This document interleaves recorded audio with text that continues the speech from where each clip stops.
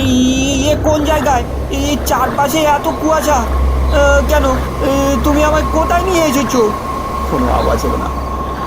আশেপাশে উদ্ভ্রান্তের মতো তাকাতে তাকাতে অবশেষে কুয়াশার শেষ নৌকাটি কুয়াশার অঙ্গল থেকে বের হচ্ছে।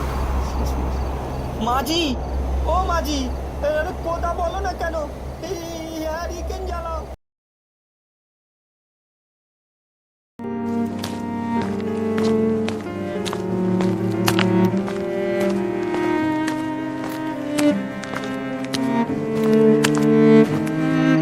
হাটে বেচাকেনা শেষ করে মাঝরাতে বাড়ি ফিরছিল রাঘব।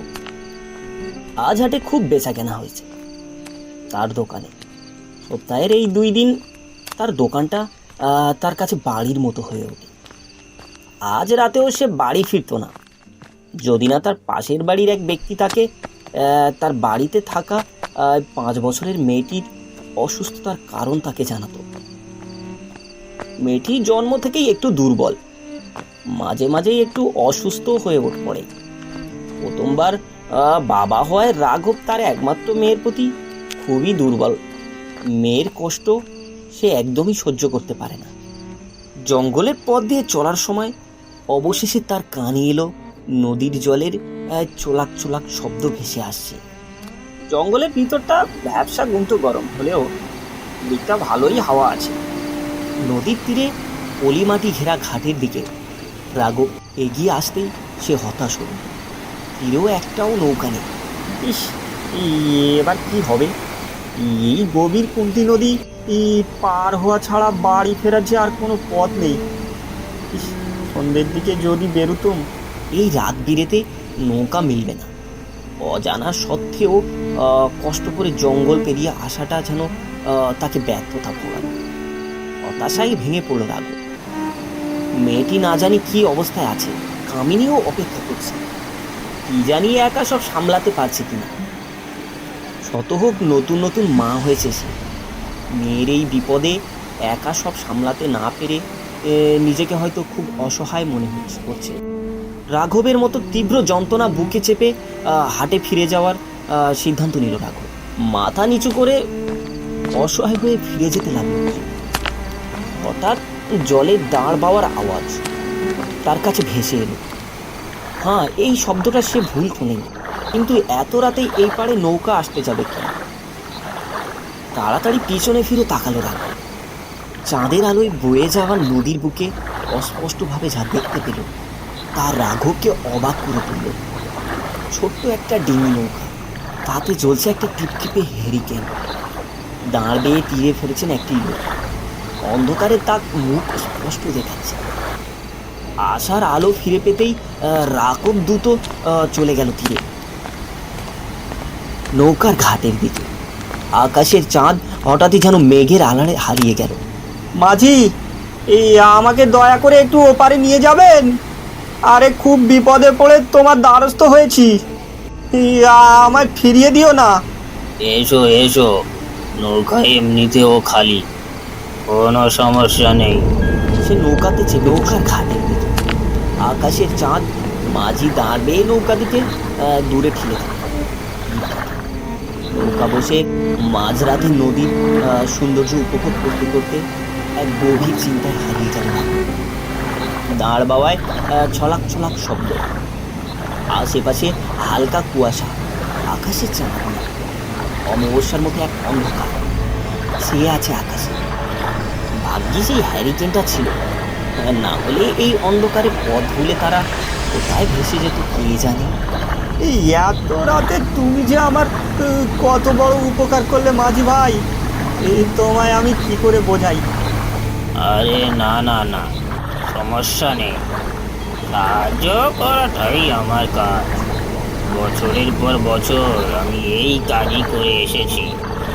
মাঝি ভাই, এই এত রাতে নদীতে নৌকা বাহালে কি মনে করে? আমার কাজই তো সব রাতে, দিনের বেলা তুমি আমায় পাবে না। তোমার ভয় লাগে না? এই এত রাতে একলা একলা নৌকা চালাও। আমার আর ভয়?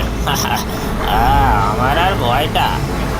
আমি ভয় পাই না, তোকে যে আপন করে নিয়েছি, তার কাছে ভয় পাওয়া বিলাসিতা ছাড়া তো আর কিছু না। রাঘবের কেমন যেন একটা লাগলো। সে মাঝ নদীতে আর বেশি কিছু না ভেবে আবার প্রশ্ন করলো, মাঝি ভাই, তোমার বাড়িতে কে কে আছে? কেউ নেই। কেউ নেই? এই একলা একলা কিভাবে দিন যায় তোমার? এই তো নদী পাড়ি দিয়ে নৌকা চালিয়ে। এত রাতে আপনি ওপারে যাচ্ছেন যে? রাতের বেলা তো ওখানে কোনো কাকপক্ষীও যায় না। আপনি জানেন না? আমি জানি, তবে আমার মেয়েটি খুব শরীর খারাপ। বাড়িতে আমার স্ত্রী একা। আমি না তাড়াতাড়ি গেলে তারা খুব বিপদে পড়বে যে। কিছুক্ষণ তাদের মধ্যে একটু নীরবতা বিরাজ করল। আঁকা বাঁকা নদীর পথ ধরে ভেয়ে চলে তারা। এই দুনিয়াতে সবচাইতে সুখী কারা বলতে পারো মাঝি ভাই? সুখী তো সবাই। না, সুখী তো তারাই যারা ধৈর্য ধরতে পারে। এই যে আমাকেই দেখো না, বড় অধৈর্য একটা মানুষ। মেয়েটি দিনে দেখতে না গিয়ে রাতে যাচ্ছে, আমাকে কি সুখী বলা যায়? নৌকার ওপাশে অন্ধকার থেকে কোনো আওয়াজ এলো না। রাঘব লক্ষ্য করলো আশেপাশে যেন কুয়াশায় ছেয়ে যাচ্ছে অন্ধকার। আচ্ছা মাঝি, এই তোমার মনে হচ্ছে না আমরা অনেকক্ষণ ধরে নদীতে যাচ্ছি? এতক্ষণে তো নদীর ওপারে চলে যাওয়ার কথা। এবার ওপাশ থেকে কোনো আওয়াজ এলো না। এই হ্যারিকেনের আলোটা কিছুটা মিটমিটি নিভে গেল। অন্ধকারে যেন হঠাৎ করে ঘিরে এলো আশপাশ। রাঘব ভয় ভূত স্বরে নিয়ে বলতো, মাঝি, এ কোন জায়গায়? এই চারপাশে এত কুয়াশা কেন? তুমি আমায় কোথায় নিয়ে এসেছো? কোনো আওয়াজ এলো না। আশেপাশে উদ্ভ্রান্তের মতো তাকাতে তাকাতে অবশেষে কুয়াশার শেষ নৌকা ঠিক কুয়াশার অঙ্গল থেকে বের হচ্ছে। মাঝি, ও মাঝি, কথা বলো না কেন? হ্যারিকেন জ্বালাও। তোমার হ্যারিকেনে কি তেল নেই? কোনো আওয়াজ এলো না।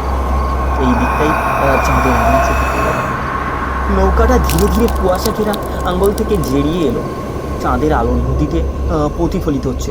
তবে একটা জিনিস খটকা লাগলো, রাঘবের আশেপাশে যতটুকু চোখ যায় শুধু জল আর জল। এই এক টুকরো কিনারার হদিস মিলল না সেখানে। এই মিশুতি রাতেই বেলায় নৌকার ও পাশটায় তাকাতেই রাঘব চমকে উঠল আর চোখ যেন বিস্ফারিত হয়ে উঠল। কোথায় মাঝি? নৌকায় সে ছাড়া তো আর কেউই নেই। ভয়ে হাত পা অবশ হয়ে এলো। রাঘবের মাঝি কি তাহলে কোনো মানুষ ছিল না? কিন্তু এ কি করে হতে পারে? হঠাৎই রাঘব লক্ষ্য করলো নৌকায় জল উঠছে। নৌকাটা ভালো ছিল, যে হাত দিয়ে জল ফেলতে লাগলো, কিন্তু তাতে কোনো লাভ হচ্ছে না। নৌকায় জল খুব দ্রুত গতিতে ঢুকছে। ধীরে ধীরে নৌকাটি নিচে যেতে লাগলো। হ্যারিকেনটি জলে ভেসে গেল। উদ্ভ্রান্তের মতো এদিক ওদিক তাকিয়ে সে বাঁচার আশা খুঁজতে লাগলো। জল বেশি হতেই হঠাৎ নৌকাটি জলে তলিয়ে গেল। সাঁতার কেটে কোনো মতে ভেসে থাকার চেষ্টা করলো রাঘব। গ্রামের ছেলে সে সাঁতারে পারদর্শী, কিন্তু আশেপাশে তো কোনো ভূমি নেই। সাঁতার কেটে উঠবে কোথায় সে? হঠাৎই তার পায়ের কাছে কিছু হাতে স্পর্শ অনুভব করলো সে। ভয়ে আতঙ্কে তার চোখ দুটি বেরিয়ে এলো। কিছু বুঝে ওঠার আগেই সেই হাতগুলি তাকে টেনে নিল নিচে। শান্ত জলে ছেড়ে গেল। কিছুক্ষণ পর শান্ত। নদী যেন সীমানাহীন সমুদ্রের মতো থমকে গেল কিছুক্ষণ। পানির চিহ্ন মিলল না সেখানে। পরদিন সকালে এক অজানা দ্বীপে ভেসে উঠল রাঘবের মেয়ে। কিছু চিল শুকুন তার দেহ ছিঁড়ে আর ফেরা হলো না রাঘবের বাড়ি। দেখা হলো না তার সেই অসুস্থ মেয়েটার।